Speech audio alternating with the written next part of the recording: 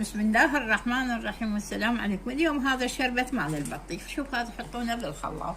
هذا اللي يريد يسوي يعني يكثر الرطوبة يسوي هذا يعني هذا بالبطيخ. اللي عندهم انسجة ضعيفة يشرب بطيخ. شوفوا بيه فوائد كثيرة، أحسن ما تاكله ثرام.